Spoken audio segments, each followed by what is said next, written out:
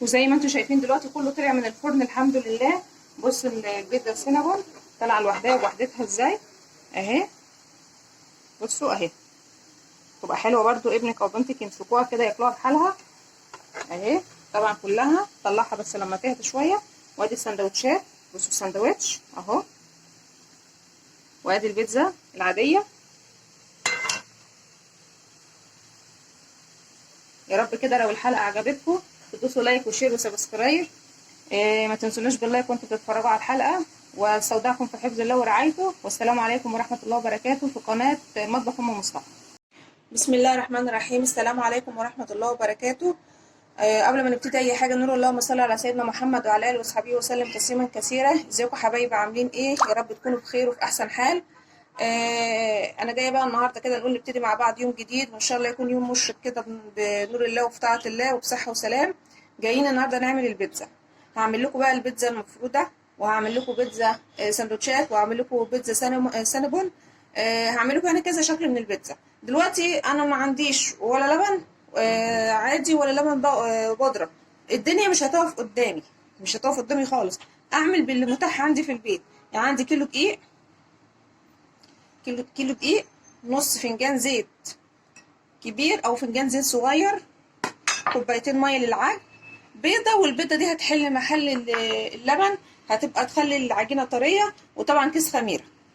هنعمل ومعلقتين كبار سكر ومعلقه ملح صغيره. هنعمل ايه؟ اول حاجه بنعملها بنفضي نص كوبايه ميه عشان ندوب فيها الخميره زي ما احنا متعودين.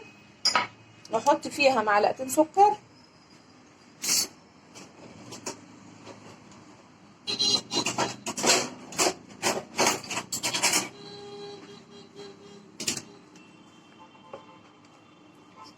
معلقتين سكر كبار عشان بنختبر الخميره عشان نتاكد انها حلوه. هنفضي فيها كيس الخميره،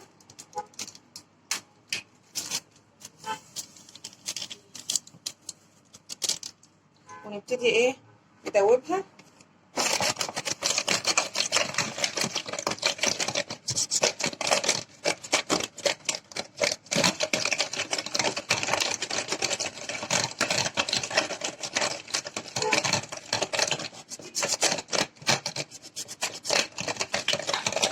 هنسيبها بقى شويه 5 دقايق كده على ما نشوفها سليمه ولا مش سليمه، وبعد كده نرجع نكمل مع بعض.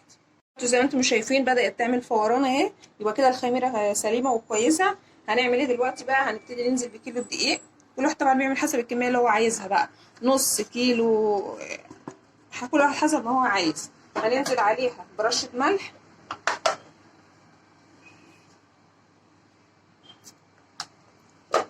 وهننزل عليها، هنقلب الاول، وهننزل عليها بالزيت.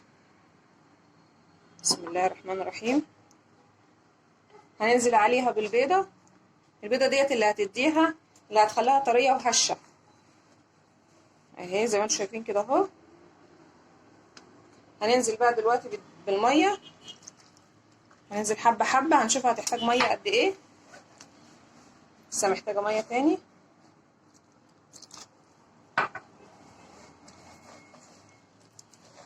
ان شاء الله هتعجبكم باذن الله. احنا مش هنعقد الدنيا، مش هنقول مفيش لبن بودره يبقى مش هنعرف نعملها، مفيش لبن عادي مش هنعرف نعملها. لا، اللي متاح قدامنا بنعمل بيه، مفيش اي مشكله خالص. ميه تاني. هخلص انا بقى عجنها بقى وارجع لكم تاني. ودلوقتي اهو فضلت اعجن فيها لحد ما بقت، بصوا ايدي نضيفه خالص ازاي، مفيش فيها اي عجين، مسكت مع بعض. على فكره ما حطيناش ميه تانية خالص، يعني هي خدت بالخميره بالزيت بكله كوبايتين غير نص كوبايه الزيت. بصوا طالعه من الطبق، بصوا جميله وناعمه ازاي، وفيها اللزقه وبتطلع من الايد وهي نضيفه. دلوقتي هنعمل ايه بقى؟ هنعمل بس ايه، حبه زيت ندهن بيها الوش بتاعها اهي، وهنلف عليها بقى ورق استرتش. ثانيه واحده.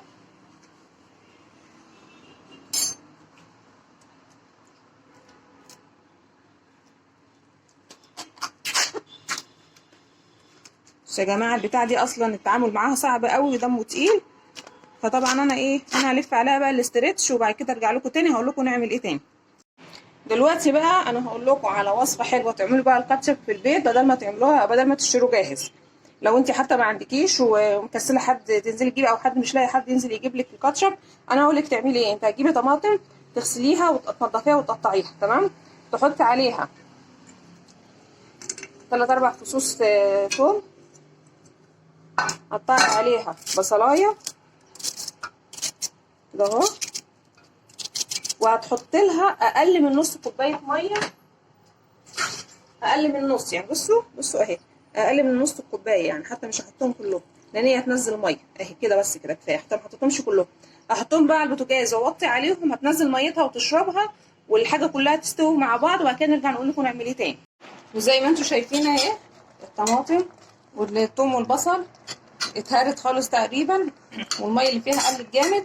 دلوقتي بقى احنا هنطفي عليها وهسيبها تبرد شويه، وهضربها في الخلاط وهصفيها، وبعد كده نرجع نقول لكم نعمل ايه. ودي دلوقتي اهي بعد ما بردت وضربناها في الخلاط وصفيناها، بصوا تقيله ازاي، لازم تكون تقيله كده، تمام. هنبتدي بقى نحط عليها ايه، هنحط عليها توم باودر، بصل باودر، مش عايزه بلاش عشان انت حاطه اصلا في الصلصه في الطماطم وهي بتتسلق، بس مش مشكله، زيت التاكيد يعني. شطه بقى حسب ما انت عايزه، حبه فلفل اسمر، حبه كمون. هنحط عليها معلقه سكر كبيره، وهنحط عليها فنجان خل صغير، وهنحط معلقه ملح،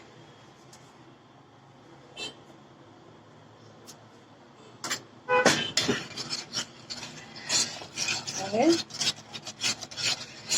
زي ما انتم شايفين كده بقى، بس تقيله اهي.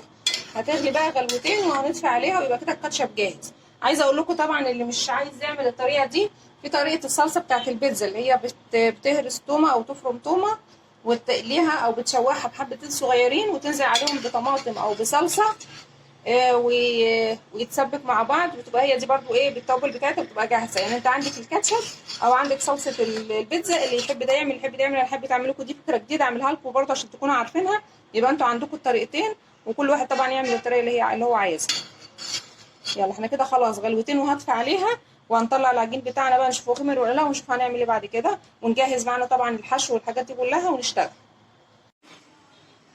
وزي ما انتم شايفين اهي العجينه بعد ما خمرت، بسم الله ما شاء الله، شفتوا عاليه وحلوه ازاي اهي. نهبطها، نطلع منها الهواء.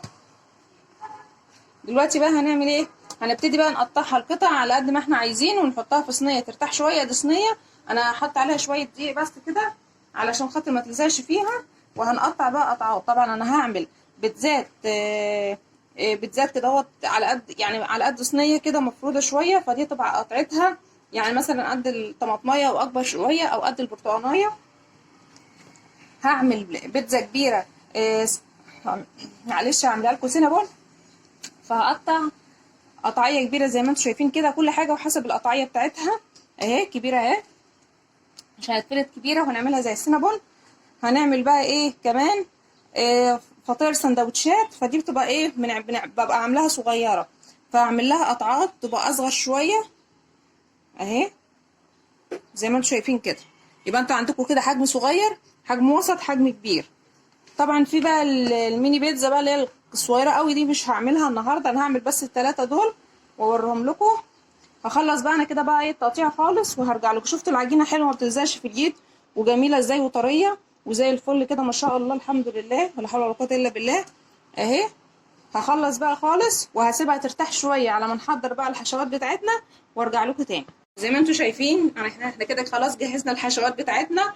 الكاتشب اللي احنا عملناه مع بعض سجق. طبعا بقى الحشوه زي ما انت عايزه، في اللي يحبها مارجريتا جبن، في اللي يحبها خضار، في اللي يحبها تونه، في اللي يحبها محشيه لحمه قطع لحمه، قطع فراخ، اي حاجه، كل واحد بقى حسب الحشوه اللي بيحبها. فلفل اللي هو ترنشات، زيتون مخلي برضو ترنشات. ده ميكس جبن، ده عباره عن شيدر على موتزاريلا على رومي، ميكس جبن مع بعض، ودي جبنه موتزاريلا. كده انتوا قدمتوا كل حاجه كده. دلوقتي بقى هشيل الحاجات ديت عشان ابتدي افرد بقى، نفرد مع بعض البيتزا ونشوف هنفردها ازاي ونشكلها ازاي. دلوقتي زي ما انتوا شايفين احنا خلاص سيبناها ارتاحت. اول واحده بدانا بيها هي اللي جبناها. طبعا انا ولعت الفرن من اول ما بدات اللي انا ايه اقطع العجين البيتزا، علشان خاطر يسخن شويه، عشان طبعا ده ما بياخدش وقت في الفرن طويل، يعني مسافه بس ما بيحمر من تحت والبيتزا والموتزاريلا تسيح عليه كده خلاص. دلوقتي كده زي ما انتم شايفين هبتدي بقى ان انا ايه افردها.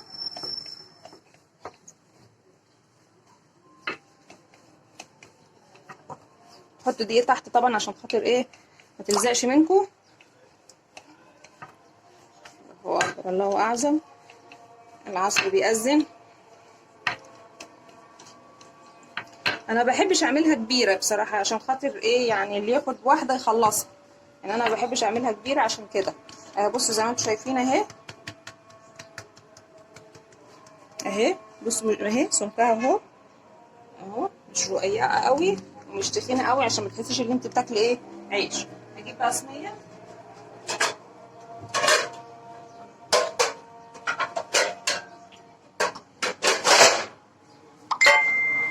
احطها فيها اهي، هسيبها بقى شويه واعمل واحده تانية زيها، وبعد كده ارجع لكم تاني وانا بعمل السينابون وبعمل السندوتشات. ودي زي ما انتم شايفين كده خلاص احنا خلصنا اللي هم البيتزات اللي هي الوسط. دي بقى اللي هي هتتعمل سندوتشات، دي رقيقه شويه بقى عشان ما تبقاش تخينه قوي، لان دي طبعا هتتني، فاحنا بنرققها شويه عن التانية اهي زي ما انتم شايفين كده. اهي بقت رقيقه اهي، بصوا سمكها ارفع من التانية ازاي علشان خاطر لسه ايه هتتحشي. دي طبعا بقى هنبتدي احنا نحشيها الاول، هنحشيها مع بعض وبعد كده نكمل الباقي، لان دي طبعا لازم تتقفل، لازم تتقفل ايه على طول قبل ما نحطها في الصينيه. او انا اجيب صينيه احط فيها الاول عشان اقفلها تبقى سهله في القفل. الصينيه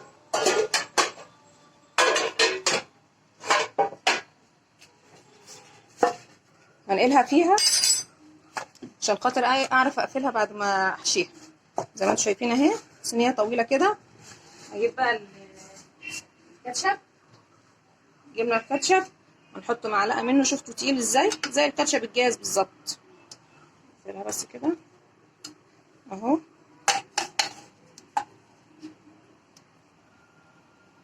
مش هنعمل الحروف علشان طبعا احنا ايه نقفل منها هنقفل منها الساندوتش. هحط بقى الايه الموتزاريلا، حبه موتزاريلا الاول،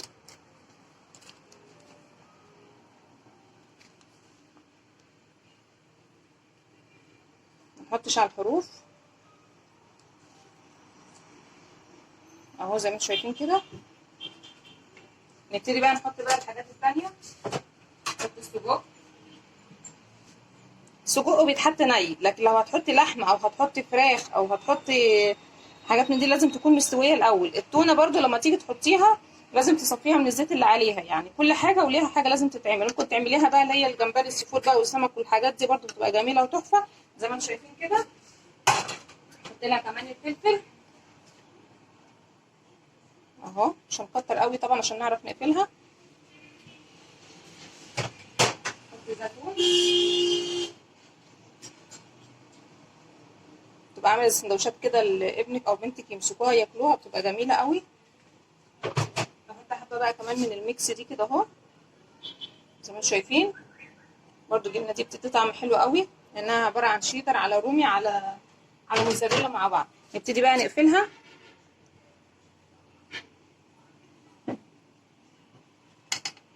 اهي كده، احنا قفلناها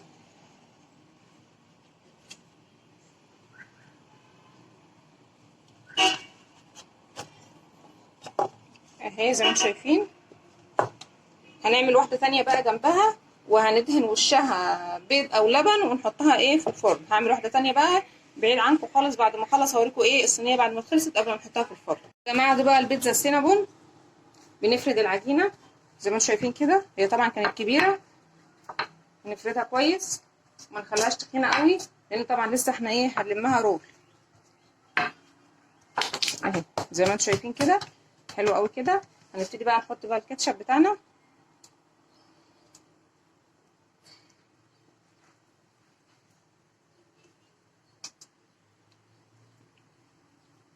انا لسه ما حطيتش حاجه في الفرن، مش هحط الا لما اوريكم الشكل النهائي بتاعهم. انا بس ايه قلت افردهم كلهم كده معاكم وبعد كده ايه نشوف بقى هنعمل ايه.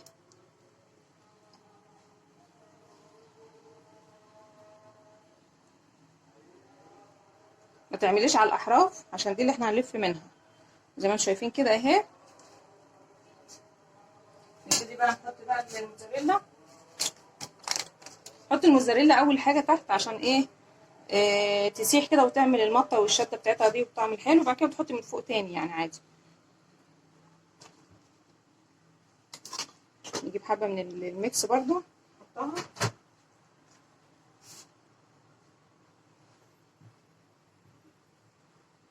اهو زي ما انتم شايفين كده.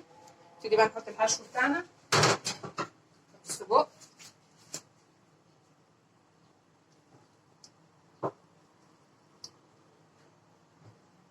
فرضيه كده عشان ما يكونش كله في حته واحده، عشان احنا لسه هنلفها برضو زي ما قلت لكم اهو.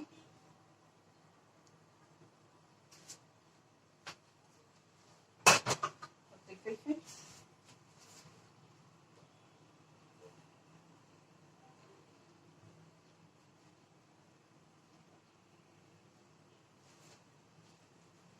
نحط الزيتون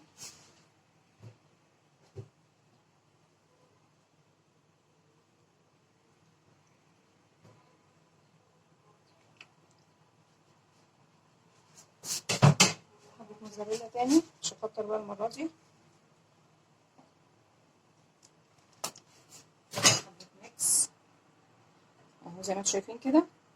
دلوقتي هنعمل ايه؟ هنبتدي بقى نلفها. شوفوا كده زي ما انتم، خليكم معايا اهي اهي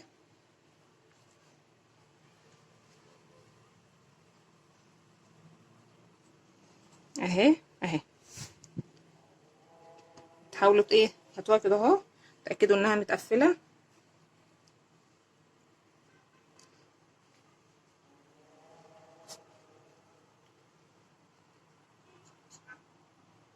اهي. دلوقتي بقى ايه، نجيب سكينه ونبتدي نقطعها ونرصها في صينيه.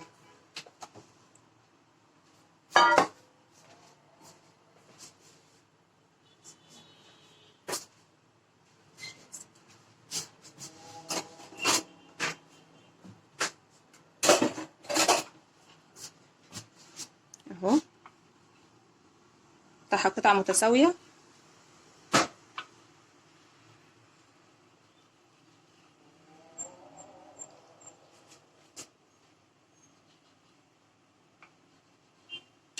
نبتدي بقى ايه نرصها واقفه كده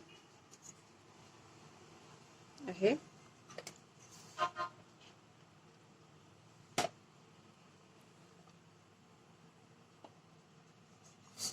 اخلص بقى الصينيه وارجع لكم تاني. كده زي ما انتم شايفين البيتزات كلها قدامكم اهي اهي. ثواني بس اشيل الكاتشب ده. بس الكاتشب باين اتبقى منه كاتشب ازاي. عينيه بقى في علبه وحطيه في التلاجة وفي الفريزر، وقت ما تحتاجيه هتلاقيه. خليه هنا دلوقتي واوريكم كده كله مع بعضه اهو.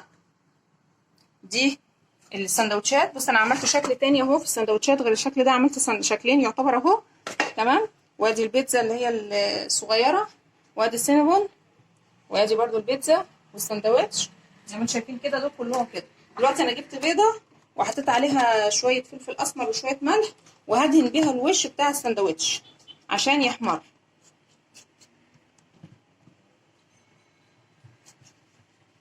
جربوها هتعجبكم جدا ان شاء الله.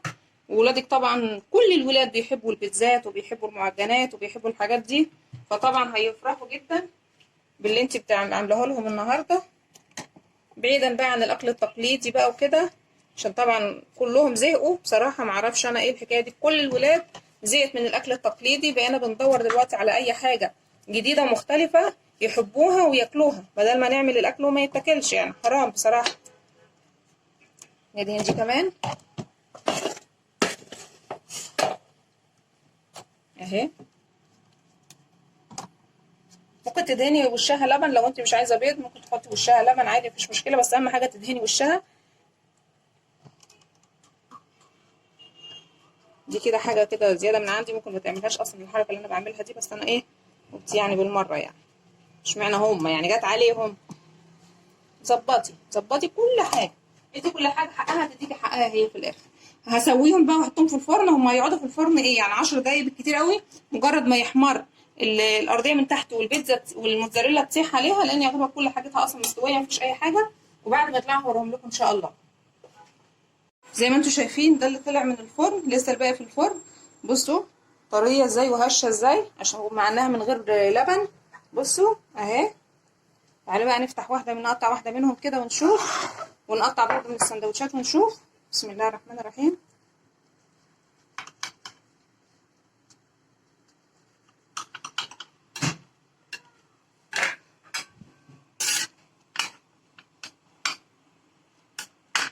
بصوا انا ما طلعتش كلها.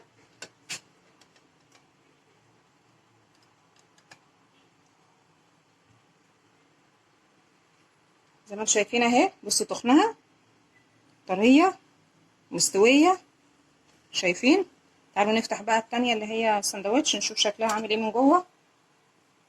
دي كده مكانها حسب من العمل. بسم الله الرحمن الرحيم. بسم الله. بصوا شفتوا عامله من جوه ازاي، شكلها تحفه بصراحه وطريه برضو. هنخلص بقى الباقي واوريكم كمان السينابون وهي طالعه، وننهي مع بعض الحلقه بعد ما نشوف اللي هيطلع من الفرن. وزي ما انتم شايفين دلوقتي كله طلع من الفرن الحمد لله. بصوا البيتزا السينابون طالعه لوحدها بوحدتها ازاي اهي. بصوا اهي، تبقى حلوه برضو ابنك او بنتك يمسكوها كده ياكلوها بحالها اهي. طبعا كلها طلعها بس لما تهدى شويه. وادي السندوتشات، بصوا السندوتش اهو، وادي البيتزا العاديه. يا رب كده لو الحلقه عجبتكم تدوسوا لايك وشير وسبسكرايب. ما تنسوناش باللايك وانتوا بتتفرجوا على الحلقه. واستودعكم في حفظ الله ورعايته، والسلام عليكم ورحمه الله وبركاته في قناه مطبخ ام مصطفى.